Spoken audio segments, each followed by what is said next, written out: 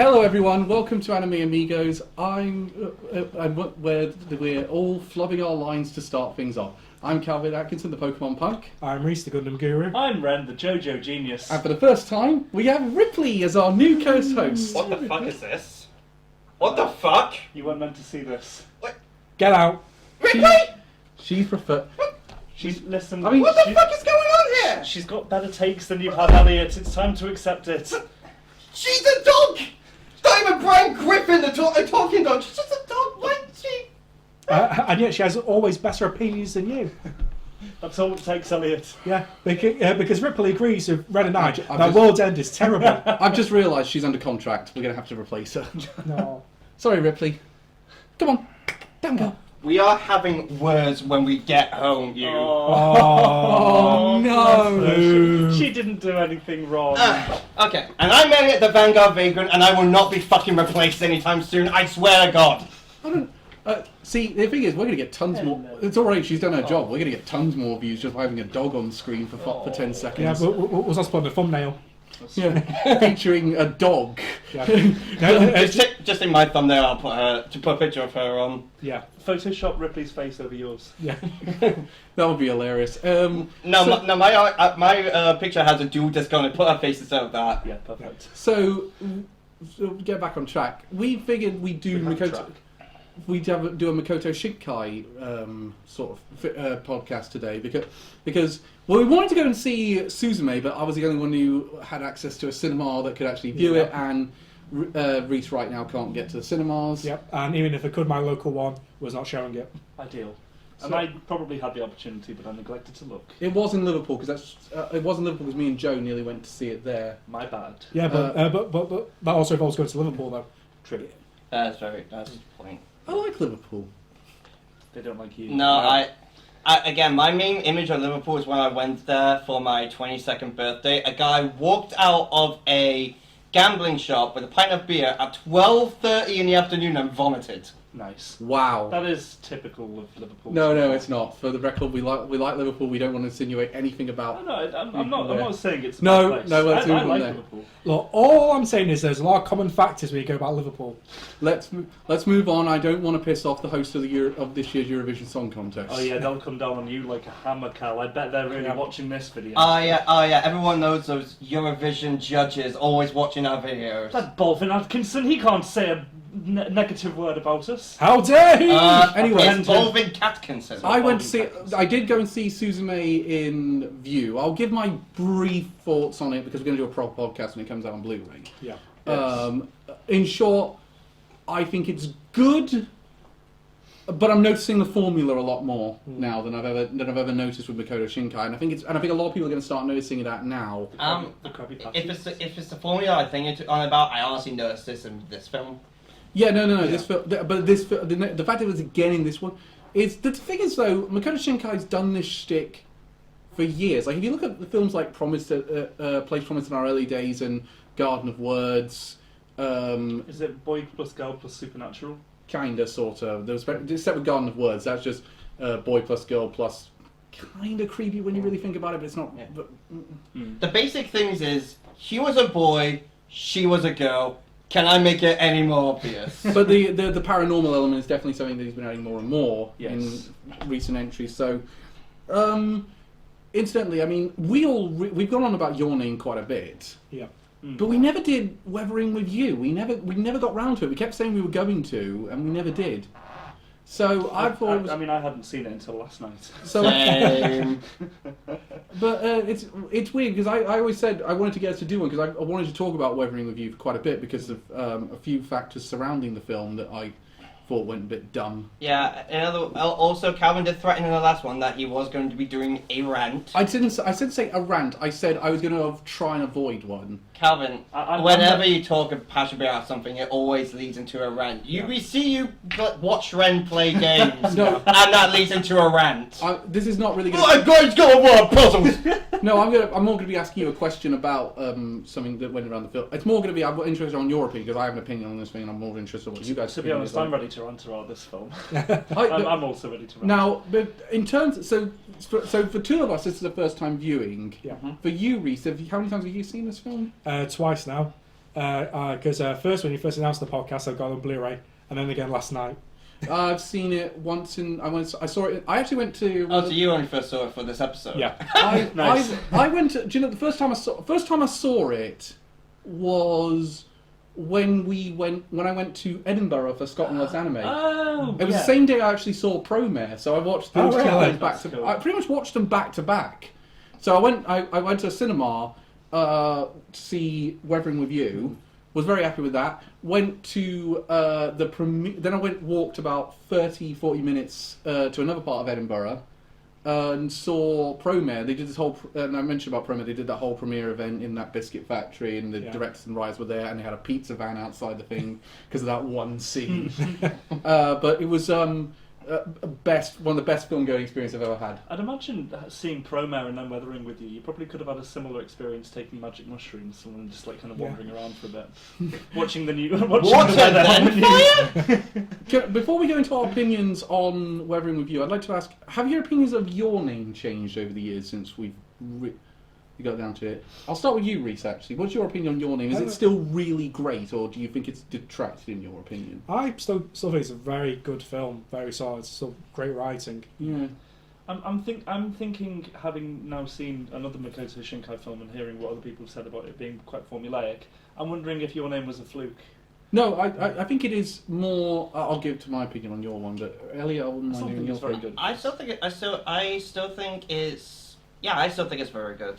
No, I'm going to stress. I think it is. It's not that we're now starting to notice the formula. It's more we noticed the formula before your name. It's just everyone chose to ignore it. I mean, I'll be honest. I saw his. I mean, you say that. Let's be honest. I think most people's first Makoto Shinkai film would have been Your Name. Yes, I think a lot of the recent ones were, but I think there's also a whole generation of people that saw A Place Promised in Our Early Days, which was the other film that got him very famous. And I got to be honest, and this will probably be the biggest hot take I make in this entire thing. I don't really like A Promise Made in Our Early Days. I've not seen it. I'm not a big fan of it. I just think I've not seen it. What's the general reception? the general reception is quite good for it, but I'm with Ben at the Sage on this one. I don't think it really works, and I think it's kind of proof that Your Name actually works because he's really refined the formula, and it's worked quite well. And the thing is, I feel like he's going the way of a few Shinkai, I feel like, is going the way of a few directors, which is he's got a formula that works, and he doesn't quite know how to walk away from it. Yeah. But I think he can. I think he will do well. I think his next film is going to be quite different, but Do we know anything about it? not much. Okay. No. But then again, he's very cagey about any productions he does prior to. Like, we really didn't know much about either Weathering with You or Suzume before they came out because he was trying to keep it as under wraps as possible. So on that note, Reese, what's your opinion of Weathering with You 4 years after we got it? It's good, not as good as Your Name. Elliot? It's pretty good, but I do have a few problems with it. Yeah. Ren? I'd say resoundingly mid. I'd say it's really good, just not quite as good as Your Name. I actually think it's in the... put it this way, there's a lot of anime films that are way worse and way more mid. Oh, yeah, absolutely. Sure. Like, I would never describe it as mid, because that would be... I've seen a ton of anime films where, like, this had no reason to come out. Sure. I mean, maybe not mid as far as anime films go, but mid, like in my estimations. I don't know. I wasn't. No, I do get what you mean. Okay. So the basic plot premise of the film is it's this kid who's a runaway gets a job with this Basically, a magazine editorial company. editorial, not quite TMZ but close. Yeah. And they're looking for leads on something called the Always Sunshine Girl, who he meets up with, and Isn't it just the Sunshine Girl? It 100% Sunshine Girl. Right. Okay, sorry, I mistook that. the different translations have different. I think the dub, it has a different name too. The subtitle, and it's like one of them is the 100% Sunshine Girl, and it's the Always Sunshine Girl. I think she's just the Sunshine Girl in the Initially at least she's called that. Yeah, but these they spark up a friendship, and as a result, they run a business around the summertime to get rid of rain for like weddings and fireworks displays. Well, that's something that I actually very much like. You get this part they get this power, they just decide to monetize it. Yeah. That's like essentially the thing anyone would do. Yeah. Well, Like, that's the smartest thing they do, all week. One of the most important things to note is that the weather hasn't stopped. So it hasn't stopped raining above Tokyo for however long. Like It's 72 days. I think Yeah, it's like. record-breaking like rain in Tokyo. So Can I just stress, when I went to see it in Edinburgh, it was one of the first screens in the UK. I don't think it was the first, 'cause I think Glasgow got it a bit further, sooner, but it was one of the first screens in the UK. And what I do at most of these film festivals, there's always someone that comes out and introduces the film and all that. And the guy came out and said, describing the film, it's by Makoto Shinkai, who directed Your Name, but you all probably know that. By the way, this film has a controversial ending. Right. And so my mind was kind of playing tricks on me, and it really put me on edge for most of the film. It was like, oh God, are they gonna go down this route, or are they gonna go down that route? And then when it arrives, you're just like, was that it? Yeah. I really wasn't expecting Makoto Shinkai to come out wearing his Trump MAGA hat. You know. No, I want to stress for the people who are still in the non-spoiler section, there's not a spoiler, that doesn't actually happen. Stolen election. Oh God. Have fun in court, fuckface. God, I hope that man goes to prison.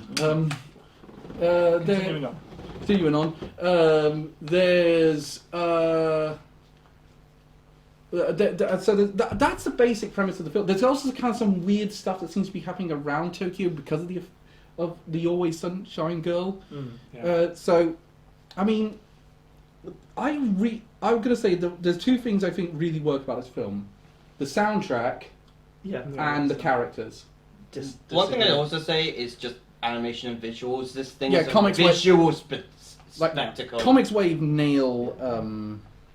I'm gonna hard disagree on the characters. That was one of the worst bits for me. No, I really like the characters in this one. I really like them. No, well, we're talking about the visuals. We're forgetting about the very best one and the one that completely broke everyone's sense of immersion.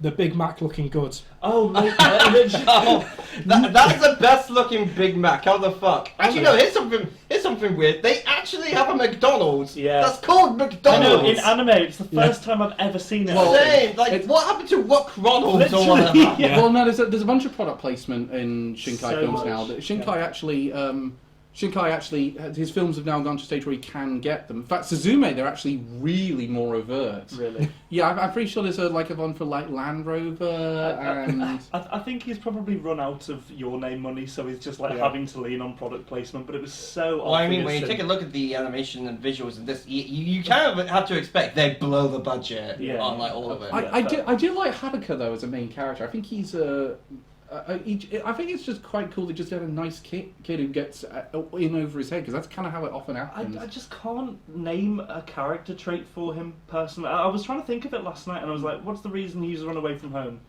I mean, I don't want to go into spoilers and stuff, but I mean, the reason I was given this review like right at the very close to the beginning was just he didn't like living with parents. Yeah. And he didn't like his town. That's Yeah, what okay, that was the weakest aspect of it, but he is a clear kid that's gone over his head. He hasn't thought things through. yeah. He's But you- I like the relationship between him and Hina as well.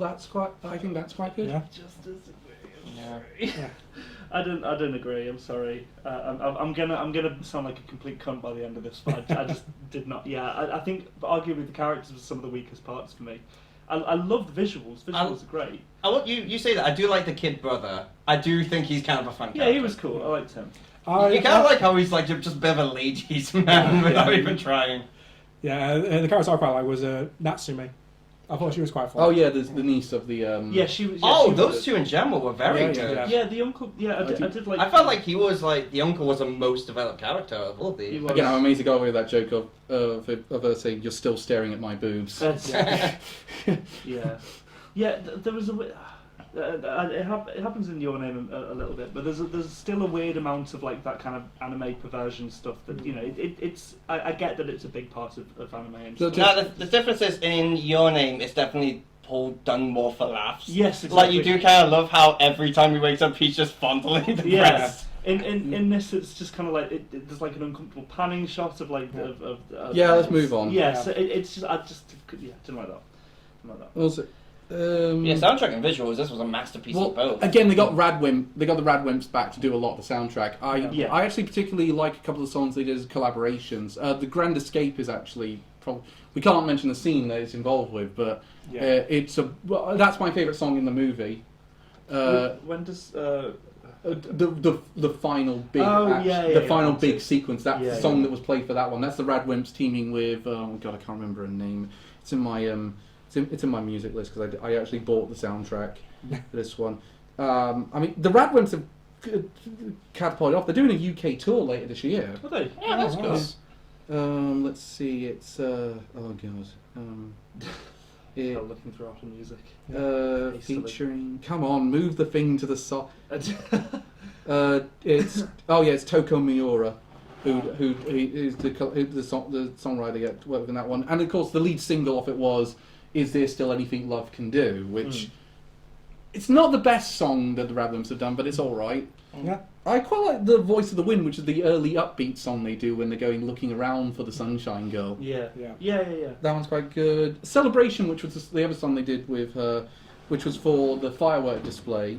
That was quite good. And they did a song called... I feel like you probably stop mentioning the bits that they're in, seeing as we are still not in spoilers. Yeah, but I think that's not really a spoiler because it doesn't really give away a plot element. It just says there's going to be a firework display. But there's... The final song which plays during the credits is "We'll Be All Right," and I really like that song. But I think, especially considering that, what I find interesting is the song that gets the big pop in any of these films is not the Radwimp song that plays during the credits, because it's not. You don't get the big pop when you hear the final song in Your Name, and without spoilers, you don't really get the big pop when you hear the final song in Suzume. And once you pop, you don't stop.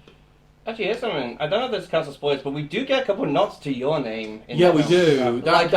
That's the biggest weakness in the film for me. Is it? Because I like that it's kind of so. Well, there's one where I'm certain Taki shows up and talks to the main character at one point. Yeah. There's one that's very sold. I do really like the girl who sells Haruko a ring. It has not only looks at it, but has a name tag of the main girl from Your Name. Yeah. I think it is them. Yeah, pretty sure. But that was two things about that. One, that kind of confuses the timeline of Your Name a little bit, and two, it just comes off as that Shinkai wasn't confident enough in this film that he had to say, "Remember Your Name." Yeah. Well, apparently... Again, I don't mind seeing them as background characters. I don't like seeing the girl as a ring salesman. I'm not massive on the fact that they just straight up brought Taki. I will say, I'll have to give this away a little bit, but that doesn't happen in Suzume. Okay. Well, apparently, even in Your Name, there is an instance of a character from one of Shinkai's earlier films showing up. So it is like a trend that he has. Yeah, he does kind of do that, but I kind of wish he would stop because it's a case of you're not. It's not like a clever little director's cameo. It doesn't add anything. Yeah. It was just like, oh. Also, those films weren't as big as Your Name, so it's not going to stick out like a sore thumb. Hey, Your Name exists. Yeah, exactly. Your Name is still a thing, right? It kind of just pulled me away from what was happening in the moment. Yeah. Also, I just thought, oh, that's cool. One of the things I do like though is it does without giving anything away. The title does blend into the core theme of the story, which is another thing that Your Name does so strongly. Just Your Name, that theme, the name does tie into the core themes of the story of that one. Yeah. Weathering with You kind of does do that, especially when we get to the final sequence of it. Which did anyone else? Without going into spoilers, did anyone else expect the ending to go the way it did? Not really. Yes. No. I was once things were in motion. I was kind of hoping it would. Do you mean the payoff or like the final kind of culmination? Bit of both. I figured something was.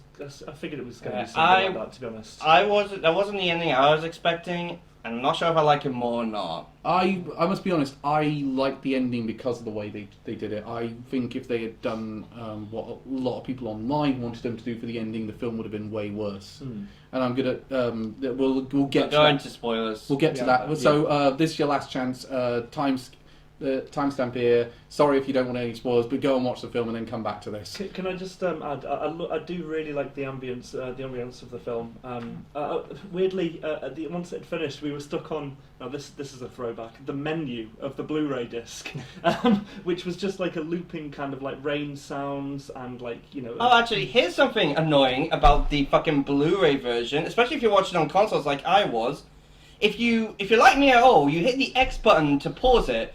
But then when I do, the barcodes are showing the progress with the main menu bit highlighted. Yeah. So there have been numerous times where I hit the button and just go straight back to the menu. Oh, really? Yeah, no, I've done that a lot. I did it like 5 times in the first hour. Whoever didn't sign up, fuck you. I was watching it on the PS3 that we have, which I actually had to update because there's an update for the PS3 in February of this year, apparently.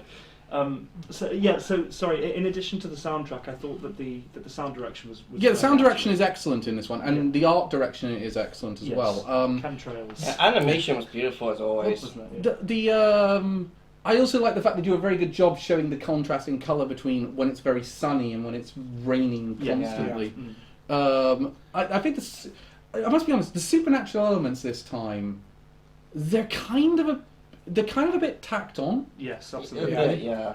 But in Your Name, they're there, but they're not very. You don't need a massive explanation about what's going on. Yeah, with Your Name, it's more just they're swapping bodies. And there's a bit of time travel thrown in the mix. It's pretty much just ripped off Freaky Friday. Whereas again, there'll be no. We aren't spoilers, that right? Yeah. Spoilers for these films. No spoilers for Sazume, I will say, because I'm the only one who's watched it, and it's a very recent film. Sure. But I will say, Weathering With You is where I started to notice one that...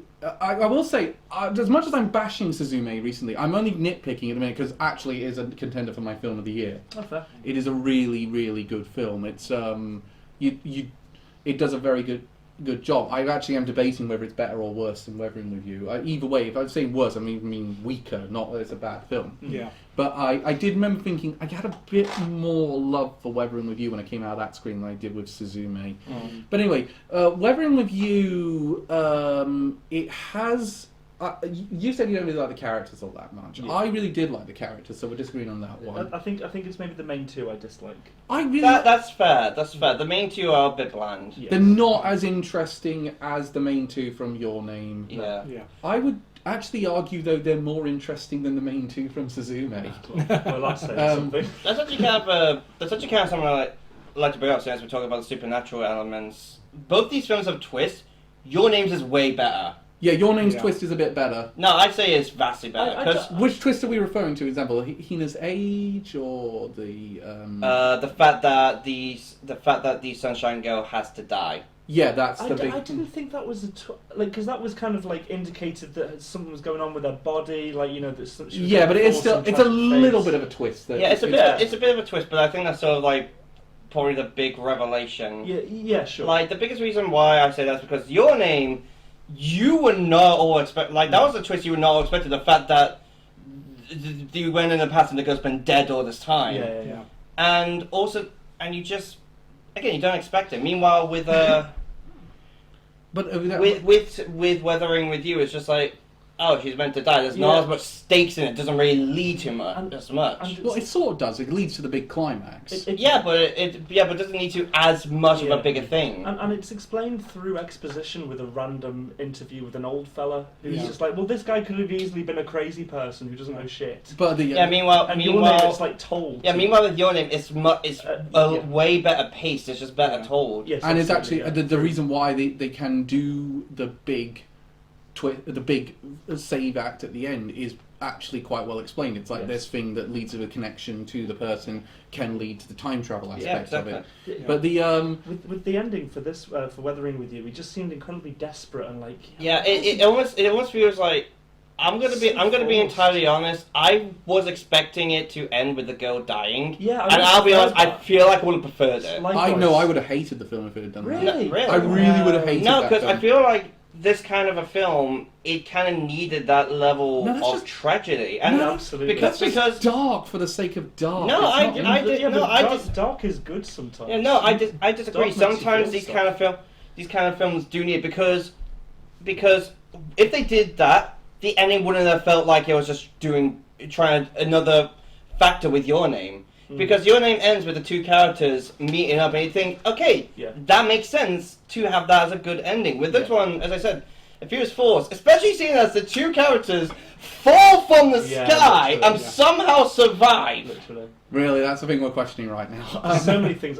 So many things I'm questioning. But the Deus Ex Machina with the gun at the end as well. The What thing- the fuck? Yeah, like, where did that gun come Where's he from? pulling his Glocks from? What the fuck? Where did that come from? He threw it in a completely different place. Yeah, that's. But my favourite, but the thing is though, that actually leads me into the controversial aspect of the film. A lot of people have said that should have been the ending because it's they believe, and I'm going to borrow from a few people who I'm not going to name because I don't want them to get any sort of harassment. Sure. But I remember hearing people saying things like it's a film about inaction in regards to climate change. I'm like, no, fuck, it isn't. It's not. Makoto Shinkai stated on several occasions that's not what his intention was. The whole point of the film was it was saying that one generation should not hold the burden for what the previous generation did. It's not. They should not be. And that's the whole point. Hina's sacrifice is a sacrifice for everyone, but it's a problem that she hasn't caused. It's a problem that everyone else has caused. And the ending is basically she shouldn't have to be the sacrifice for it. And people really misinterpreted that as, it's a film about inaction against climate change. And the trouble is, I feel like with the whole twist thing where she has to die, I feel like they should have revealed that sooner, so it could have been more build-up because we sort of seen. We were told that, and then there was some 20 minutes later, boop, gone. Yeah. So that's one of the things that works with the tragedy in "I Want to Eat Your Pancreas" because it's because you knew it from the beginning. The girl says from the beginning, "I have pancreatic cancer." And think about it this way. To go back to the ending, imagine how less impactful that film would be if by the end you're just like, "Oh, it's cured. Yeah, my cancer's cured." No, I feel like to get that impact, the character did have to die. But I feel like, but again, these are two very different stories. I must be honest, I quite like the ending. I think like I feel like I would have been miserable if that ending had been. No, I'm very mixed. I am very mixed on it. It feels like action for the sake of action. Can we agree though that reading of the film is really surface level and doesn't work? I don't even think there is like it was hard for me to glean like a climate message from or any kind of. Well, considering that Tokyo is flooded by the end. No, but like. In other words, they recreated the ending to Sonic Adventure 1. But what's the purpose behind it? It's like so. That's happening because she's the sunshine girl and she's using her powers and she's gonna die. Because she wasn't in the heavens. The cost is it has to constantly rain. Yeah, but then like, how does that tie into climate change at all? Because it's saying that and I know, but it's what it's so. It's like they were trying to have a message. It's dumb. It's dumb, and the fact is, people read into it and made it dumber. Yeah, so that's what I find annoying about it. Yeah. They read into it and they made it dumber. And I was like, my point of it is that the problem was, it really, well, for one thing, it really simplifies climate change in a way that's really annoying. Yeah. But the other thing is, it also doesn't really work because it's not about a whole group of people coming together to solve an issue. It's saying, no, it's one kid fancying the girl so much that he says, "Fuck the rest of the world, let's have a flooded Tokyo." Yeah, but that's what. Yeah, it's basically one of the two endings for fucking Life is Strange. But the difference is, I feel like in this one, it's about the rest of the people being selfish rather than the person. How is it the rest of the people being? Because they're insisting this person needs to be a sacrifice for the rest of us. No one said that. That's the opposite of selfish. People were just saying, "Yeah, I want the rain to stop." They never said, "Let's kill this girl to stop the rain." Also, think of how many people died because of like just the world flooding. Oh God, I cannot. Yeah, because the last thing I was going to bring up. She is pretty much a walking genocide machine. Yeah, literally. Because she's alive. Because if she ever goes on holiday, she's going to flood that place too. So eventually, she's going to be alive for so long, she's going to flood the entire globe and turn into Waterworld with Kevin Costner. She goes on a cruise ship, she'll be calling Titanic 2. At that point, take one for the team, mate. You fucking take that Glock and just... Yeah, again, as I said, hence why one of the reasons I feel like it would have been better if she died at the end. Yeah, I stand by my opinion that I prefer this ending. At the same time, though, you just don't like tragedy, despite the fact that tragedy is something that a lot of times makes stories good. Absolutely. No, I do like some tragedies. I really like, for example, one of my favourites is Fate Zero. I really like that one precisely because it's a tragedy. It's that thing you're trying to avoid. Yeah. And How is that not this though? Doesn't Trying make- to avoid the girl's because death. it would have been if Elliot that I would have accepted that ending if Elliot's thing had been correct, which is it had been set up from the start that was the outcome. Then I could have said that might have worked as a tragedy. It's the fallacy because of what Elliot said. The reason why it wouldn't have worked as a tragedy because it comes too late. There's no time for that build up Yeah. and that want to avoid. It's now a case of well, we got no choice but to save her because we built her up like this and. That ending therefore doesn't make as much sense. I think your point would make sense if the ending was satisfactory for me, which it wasn't. Yeah, as I said, it wasn't that great for me. He is basically doomed Tokyo But that to save one 15-year-old. which again, So, how many corpses need to be piled up, Cal, before it's logical to kill her? I don't care how many people die as long as I get my waifu. How many people will be sacrificed at the altar of this boy's horniness? for the love of God, can we move on, please? Look, Cal, what famous words does Spock say to Jim Kirk? I The needs of the many outweigh the needs of the few. Too right, Jeremy Corbyn, this bitch. Come on. Exactly. Oh God, I didn't really like that. I didn't really like that. And I did I'm like not- Oh, that. here we go. I'm gonna be honest, whenever I think of Spock, I always just think of one scene in particular. As you know, Captain, I'm half human, where it certainly doesn't show. Thank you. But the thing about it is, again, I could take Reese's point that the needs of the many outweigh the needs of the few. Yeah. I just think in this instance, I keep trying to see that ending where she dies, and it never works for me. I just feel like it's a way too dark film, and it doesn't fit the rest of the film that came before it. Well, it's also not that dark because it gives light to the rest of humanity. Yeah. But with them being able to see the sun Yeah. and not drown to death. But she's miserable. However, it can also. Well, she's not going to be miserable Yeah, for the long. thing is, she's going to be dead. if he's trying to do like the whole don't put the pressure on the next generation, that would be a good way of doing And it. Someone for that generation dies, so everyone before them is okay. And also that's why it's tragic, so it would be I think tragedy in that sense. I'm getting. It's really a point I've really wanted to make for a while, which is I'm getting really, really sick about surface level reading that people are doing more and more. I'm trying to think of some examples now off the top of my head, but there's so many examples where I'm just placing. For the love of God, way to miss the fucking point. I guess one of them is some people mistaking orcs in Lord of the Rings as an allegory for black people. Which, by the way, to quote cynical reviews, if you think that, please do not reproduce. We are begging you. Yeah, it's not. Put it this way: it's not great when you read it back because it feels like that allegory, but it wasn't as if that was what Tolkien. I mean, hell, Tolkien, say it straight up, he hates allegories. Yeah. He's essentially the opposite of C.S. Lewis. Yeah. So put it this way: it's not comfortable reading now. I think we can accept that one. Lord of the Rings. It's still fun. No, in terms of that language. then that interpretation. That language and that language. It's not comfortable reading now, but I would never get rid of Lord of the Rings as a result. No, I don't even think. And also- no, I'm not going to get into this. That's just TikTokers trying to find random bullshit to complain about. Also, Rings of Power is fucking awful. Yeah. Let's bring on season 2. Yeah. And With three. Sauron the Simp making his glorious incel return. Oh, I'm so excited for Halo.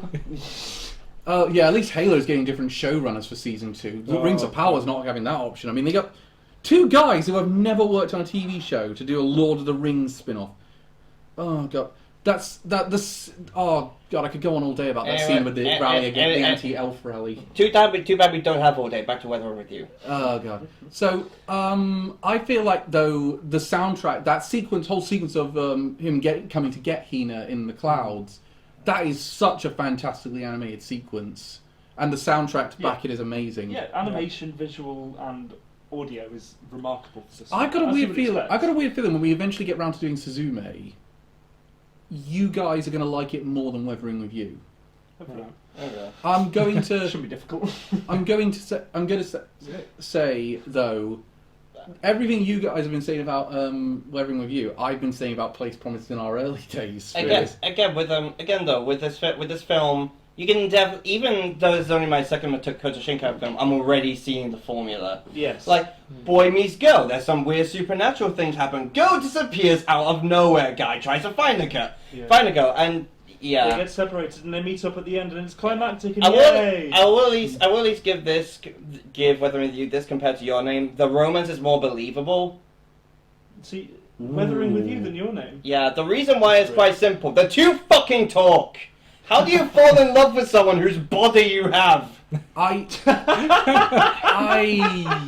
not going. I'm not going there. That's already a million jokes waiting to happen. Identical twins. Actually, you'd be surprised about what Lindsay Ellis has a brilliant video about the clinical definition of narcissism and how it doesn't really apply to Loki. Yeah, I just mean like they only spoke to each other through notes. My main thought is surely they would start falling for the people the other guy's friends with, not for the person whose body you're sharing. I kind of get your point on both angles. I personally think Your Name handled it a little better, but I like to imagine they're both gender Put fluid. it this way. I like the romance in both of these ones more than I liked it in Sazume.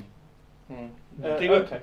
That being said, though, I do kind of think the main guy, like in the girl, is a bit forced in this. Massively. Which one are we talking about? Weathering with You or Weathering with You? Weathering with You, right? Because we don't see them interact with one another before he just realizes, oh, I love this girl. But you don't understand. She gives him a Big Mac, and that's what does it. It's how delicious the Big Mac is. Yeah, by the way. he threw a gun away while she was around. Yeah. That was great. Yeah, Okay. it's right. She doesn't. He pulls a gun on this random guy, like just tackles this fella, and then she comes away with him and is like, "You shouldn't carry a gun with you. Oh, you. That's so silly." Can we move on? Can He we? discharged a firearm in front of your eyes. Yeah, that's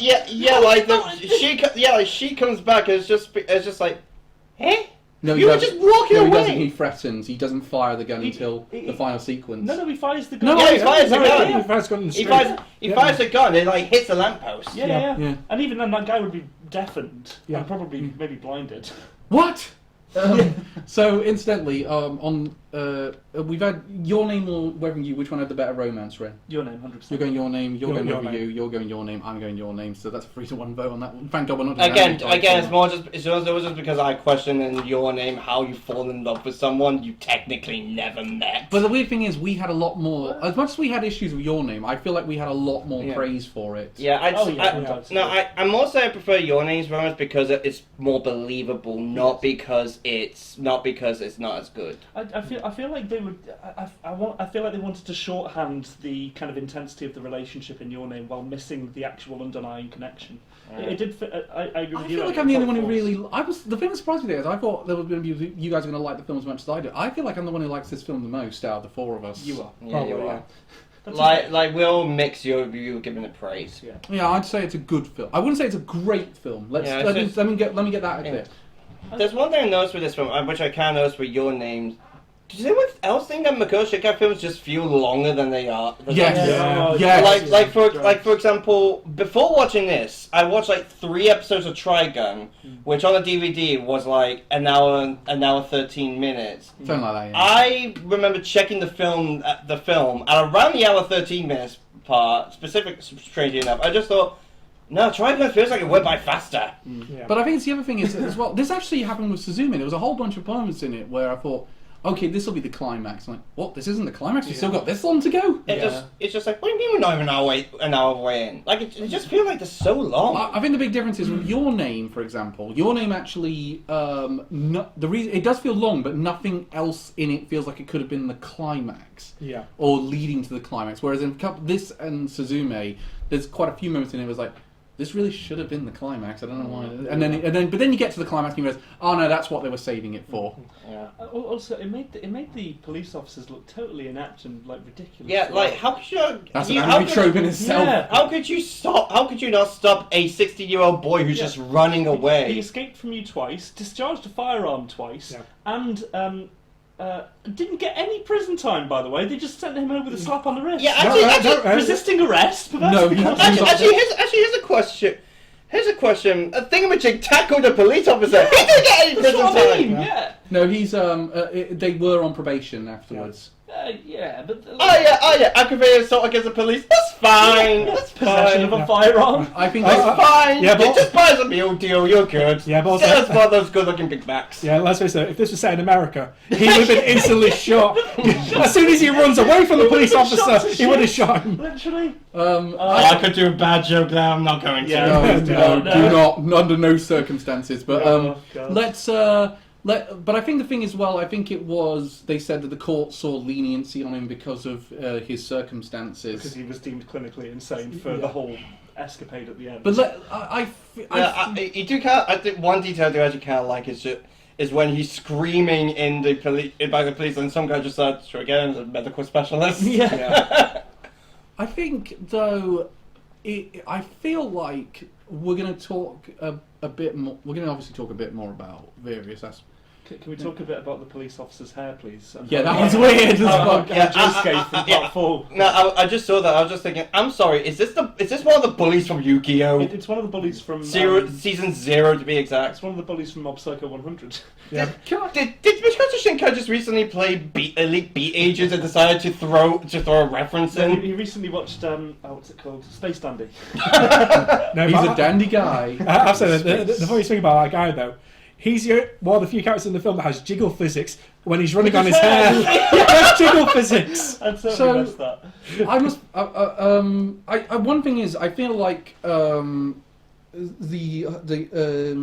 Kasuke Suga, who owns the shop, he had the most motivation for any of his actions because he wants some joint custody of his daughter. And he just throws it away for a kid he met 3 weeks ago. Yeah. I felt it was quite confused as times because he was like, "Here you go, kid. Here's your severance package. Don't come back here because I'm trying to apply for my daughter to custody." And then he's drunk at home, like passed out, fucking just like in the middle of the room. And like we see him say many times, "I've stopped smoking," and then we see him afterwards smoking. I love the. I do love the fact his niece calls him out on it by putting the cat in front of him. Yeah. That was a bad thing to do. One thing actually I like with her is when she's driving a motorbike or yeah. says, "Maybe I'll be a bike cop." I don't think you will be now. She was a good character. Can I say that's actually something I think Where From You does a little bit better than Yawning? Humour.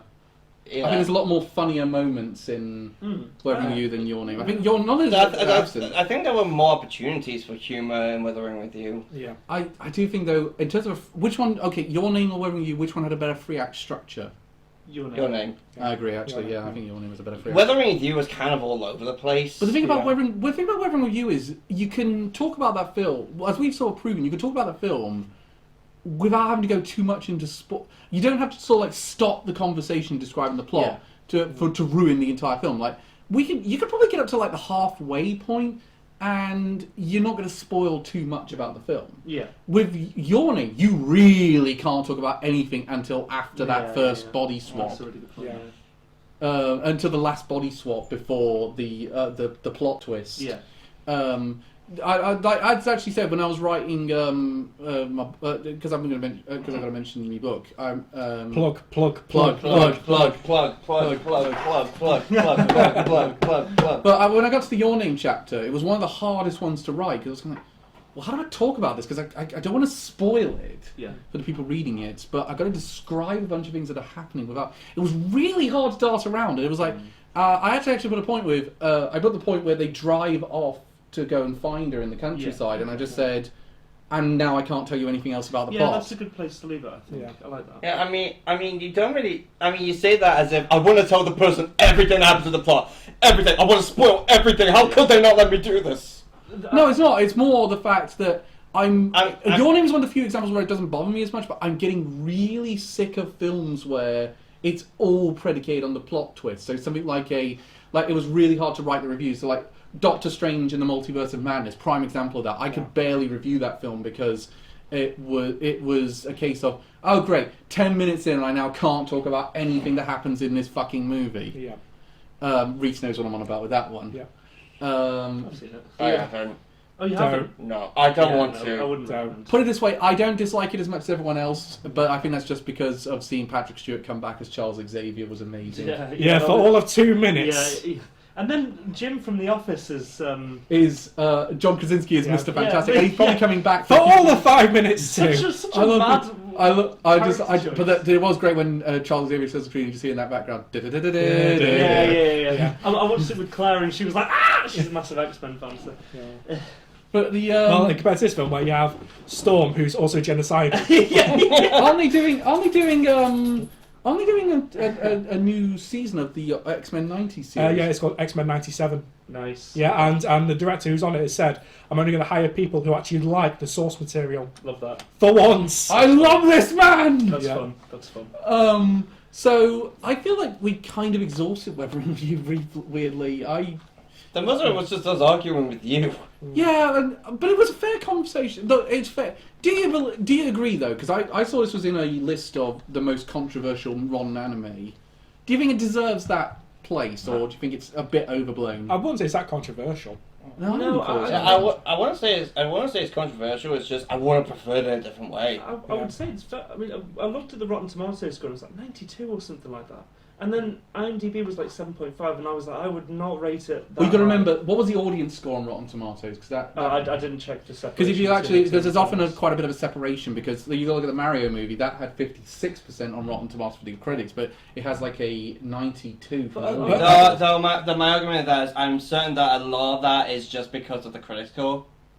I don't really know if a We just lot. did a whole podcast about how much we really liked the movie. Yeah, but also the thing to remember with Yeah, Rotten but- Tomatoes, their score system works differently. Yeah. It's not like if you give the film a 10, it, Oh, it- 96%. it goes for a 10. Yeah, The way Rotten Tomatoes scores a positive review is if you rate it higher than 5.1. Right, I Right, see. okay. And it's rotten if it's below that. I feel like IMDb is a little closer. You get less review bombing on IMDb. Yeah, I just prefer IMDb as Yes, a whole. so we look at results like 96% audience, that's 96% of people rated it 5.1 or higher. So let's actually on that note. I mean that would probably be the last time we get a review bombing thing on, at least on Metacritic, because Metacritic are actually considering implementing Yep. new features to avoid review bombing after what happened with Horizon Forbidden West Burning Shores. Yeah. Ooh, I thought you would have said Velma, because that was review bomb the hell. Yeah, no, but that was worth it. Yeah, that was valid. Yeah, That was valid, and people had actually seen it. Whereas with Burning Shores, it was a bunch of people who didn't like one aspect of the DLC. Yeah, one and optional bit of the DLC. one optional bit of the DLC, and they chose to give it really low scores. I totally Oh god! love this. Basically, the Horizon DLC. There's a setup that Aloy is possibly LGBT, and she gets possibly a Oh, God girlfriend. forbid, an LGBT Yeah. protagonist. Guys, Surely we haven't seen go that. outside. Talk to people. Call your mother. I think she'd like to hear from you from your basement. Yeah, Twats. yeah, because the whole thing is that there's an optional path to take where she just kisses another woman. Yeah. That's it. And then if you choose another option, Oh. she can say no and walk away. Well, the thing is, everyone's saying, Wow. people Yeah. like that complain, oh, I don't like LGBT. Woke. My main thought is, where are the guys? Why do we not see as many guys kissing as we do girls? Yeah. No, Come on, I'm straight. I want to see the gay dudes. No, there is actually a thing about that. That it seems like a lot of the more mainstream aspect is a lot more comfortable with lesbians than it is with gay men. Yeah. Yeah. But I want to see the guys kissing. There's enough Go yaoi. to France. There's Yes, enough. I struggle to believe I'm straight as well, but I still think that. Just There's lean enough- into the bisexuality. There's enough of it. there's enough yaoi stuff around it. That's one of the things where I found it interesting that Actually, strangely enough, some of my favorite LGBT anime are yaoi, like Given or Sasaki I Miyano. think I think one of the things you run into is with Yuri, it tends to be for a male audience. It's But part of the problem. Well, I Yeah. would say you could say the same thing about yaoi. I feel like yaoi a lot of times is made predominantly for a female audience in my particular. Yeah. It's just that occasionally they can get some crossover appeal, like Yuri on Ice. Yeah, it just tends to be less sexy Actually, than Yuri. I actually think in terms of that's one of the things I found interesting, that for such a conservative country like Japan is, it has very left-wing anime. Like, particularly in regards to how much LGBT anime has become almost an industry in of itself. Sada! Sada! Sada! Sada! But that was for fucking But kids. that's actually kind of interesting because this has gone well off topic, but I want to finish it now. That was a guy who did a lot of shows about lesbian couples, and that was the first time he did an all-male couple. And I think that was, and I thought, yeah, this is a prime example that the guy should not be pigeonholed behind. He can do his formula, but he can break it a little bit. Also, Yeah. just quickly, we did the wrong Sarazan my bit.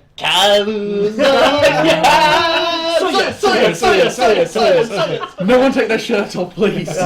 No, this so on that weird note, I need to watch that Actually, again. I can love that Can I show. briefly go back to Weathering with You briefly? No. Yeah. No, I want to talk more about gay artists. This is like the last point we're going to make on Yeah. it. But after watching Weathering with You recently, and now having seen more, given my thoughts that I think Sazume is really good, are you more or less excited to see Sazume now? Honestly, I don't know, honestly, but I think it's supposed to because a bit of this is probably going to get me crucified by the anime community. I don't think I'm that massive on Makoto Shinkai. I acknowledge that I know why a lot of people enjoy his films. I acknowledge that there's a lot of things I love about them. It's just I don't know, just not massive on them. Reese? My enjoyment's not really been that hampered looking forward to it. Because it'll still be interesting to see what it does different. Red? Yeah, I feel like going from Your Name to Weathering with You was a big letdown, and if he is formulaic, as has been stated, then I'm not. Apparently he seems to be working on something very different. Yeah, apparently he said this is the last time he's going to do a project if he like bucks this. the trend, then because he said he's a bit tired of making. On that sense, I'm actually kind of more excited. Before I'd watched Sazume again in dub, because I could only get a sub screening on the day I wanted to see it, because the next day I had to get all the way to bloody London for the next day to see Sabaton. Before I do that, I'm more interested to see what his next film is, because I'm like, will he buck that trend? But the weird thing is, to Elliot's point, I was like that about Makoto Shinkai pre Your Name, and now I'm starting to go back to it post Sazume. That's the interesting. I don't know. As I said, I'm not as massive on Your Name as a lot of people are. I do still really like it. But when I look at, with Your Name being honestly a pretty big gap in quality, I just think, yeah, maybe this guy's just not for me, really. That's what made me say at the beginning, I worry that Your Name was a fluke. Because if he's used the same formula for Weathering with You, hopefully he goes and does something different and improves and shows that he is a good director. I will say, looking good. I will say the other thing about Sazume is it's a more light-hearted film than the other two. Yeah, there's a few darker elements to it, but it's a lot more light-hearted and Well, so there's a lot less genocide in it. sort of. That's a sexual thing, isn't it? Some world-ending threat happens. Actually, there's genocide in Your Name as well because of the fucking meteor. The thing about Your Makoto Shinkai, boy and girl and death. Can I say that the thing about Makoto Shinkai, I think the reason why he's going to shift is you look at when I was at the Q&A with him in London for the film festival, that when he first showed Your Name, I was there. He was doing a Q&A, and one of the things he said that is clearly carried over to his other two movies that he's done since Your Name is the thing that inspired him the most was that terrible tsunami that happened in Japan after that earthquake, and sort of the collective trauma that kind of went across Japan at that time. And I think, and he's brought a lot of that into Weathering with You. He's really brought a lot of it into, this isn't a spoiler by the way, I'm just saying, without giving any away, he's really brought it into Suzume. So I'm interested to see, maybe the reason he wants to move on actually is more the fact he's kind of tired of reliving that trauma. Yeah. Maybe.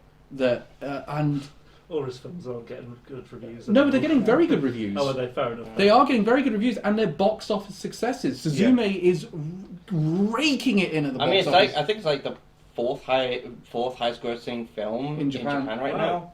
Yeah, no, it is one of the highest grossing movies. And keep in mind, Your Name was one of the highest grossing as well. I think it, but it's is Demon Slayer still number one? Yeah, Demon Slayer still number one. Fair play. But it's the fact of the matter is, he makes cash. Yeah. So I feel like if he really wants to shift formula, the studio's not going to not say no. They're going to give him carte blanche because it's like, well, you've been a money success for us 3 times in a row now. Yeah. Why would we not give you carte blanche now? Because you're clearly going to make us a lot of money. So I think it's been a really good one actually. Yeah. A much shorter one than normal. Yeah. But we're going to probably have a little bit of a shorter one next time because we're getting ready for 2 really big ones in the next one. So I actually had an idea for our next one, which I want to run by you guys, which is since we've had the final time of Ash in Pokemon, I thought we could talk about our favourite Pokemon moments. I don't remember anything. Okay. From Pokemon. There's only 1,500 episodes, Alex. Yeah, there's plenty of time to catch up before that next was the podcast. problem. That was one of the problems. That was one idea I had. But I mean, because it was a hell of a moment for me to see Ash go. It was like that was okay. Like, I remember being on Twitter and just thinking that's the final shot we're ever going to get of Ash. Yeah. No, it's not. We'll get more. He'll come back at some point. He'll be back in more films. He will, undoubtedly. And I think Pokemon will realise it doesn't work not having Ash as the protagonist, and we'll just. Let's face it, they pretty much already brought him back already with the new cast because you have half his old Pokemon. Because the main side character has a Pikachu, Captain Pikachu. Yep, and a Charizard, for the other guy. Yeah, that's. You always have to bring back the Charizard. They have to, because Pikachu's the mascot of the franchise, so that was unavoidable. But oh god, and there's a whole bunch of things we can talk about soon. But I think we're going to do a smaller one for next month as well because we got our big one our live episode in July, and we got the seasonal roundup coming up. So we want to save some time for ourselves to really get involved in the season. Is the one in July going to be separate to? No, we're going to do that. We're going to do an Anime Amigos and the live thing. No, we're going to do that. The live show is on Anime Amigos in about a month. I have not got it in me to do 2 Anime Amigos in a month. No, valid. Yeah. But I would say this conversation didn't go the way I was expecting, but as a result, it was a better one than I was expecting. Yeah. I was expecting to be a real outlier, to be honest. No, honestly, same. I honestly didn't expect I would be the big outlier in this one. It's certainly an interesting discussion. I did enjoy it. Incidentally, since we're probably not going to do the Pokemon one now, right? Reese, what is your favourite Pokemon moment? Well, so many. Do you know one of my favourite episodes that no one talks about as much is the one in the Orange Islands where Ash teaches a Raichu owner how to bond with her Raichu? I don't remember that one. Probably, it was the one we did the play on like voice acting because they're running that show where they think the Pokemon are talking, but it's people their lip sync. My favourite one was probably in Kanto region just before the Electric Gym when Pikachu refused the Thunderstone. That was a good moment. Yeah, that's a good one. I was watching. I've really never watched much of Pokemon anime, but I had a house party early March, and then the next day some people stayed over and we were very hungover, and we just put on some random episodes, and it was who's the ghost? No, the Ghastly, Walter, the psychic gym leader. Sabrina. Yes, it was Sabrina's whole episode, and that mini arc was just like did someone lace me with drugs while I was passed out? I just love Haunter in those episodes. It's just so stupid. Yeah, so one of my favourite bits is from the Diamond and Pearl arc, where Paul just gets absolutely his shit wrecked by Cynthia because he's Ash's rival in it. He's like Gary Oak, but even more ruthless with his Pokemon. Oh god, yeah, fuck Paul. Yeah, so he made Chimchar cry, damn it. Yeah, so he then steps up to the champion of the region, all cocky and everything, and she just wipes him. Love that. And what you did to Chimchar, man. Yeah. Fuck right off. Yeah. So that's a great note to end it on. Yeah. So when you really think about it, that could be like some Pokemon trainers playing the games. Oh, you're weak out. I just wanted to share with everyone as well my morning experience, by the way. So I've talked to you guys about this, obviously. 10 a.m. So Claire and I really like a band called Twice, K-pop group, and I think it's their first time playing in the UK. Calvin's itching to do a My Hero Academia reference. Yeah, I know. Yes. Yeah. And we were on the waiting list 10 minutes before 10 o'clock. Yeah, all well and good. We were on Ticketmaster trying to secure tickets. Half an hour we were refreshing and clicking and trying to get tickets. Do you know how much it cost in the end? 280 quid a ticket. Welcome to my world, getting Vakken tickets. I was doing the same experience, or similar experience last month, because Auntie Donna is touring in the UK. Me and my friends really want to see them. So I was up an hour before the tickets went live, refreshing over and over. Managed to get 5 tickets in the end. Anyway, we'll see you in May for the next one, guys. And of course, in May we'll also probably be having a professional for the rumoured PlayStation showcase. Yeah. So see you soon, guys. Thanks, Goodbye. everyone. Bye.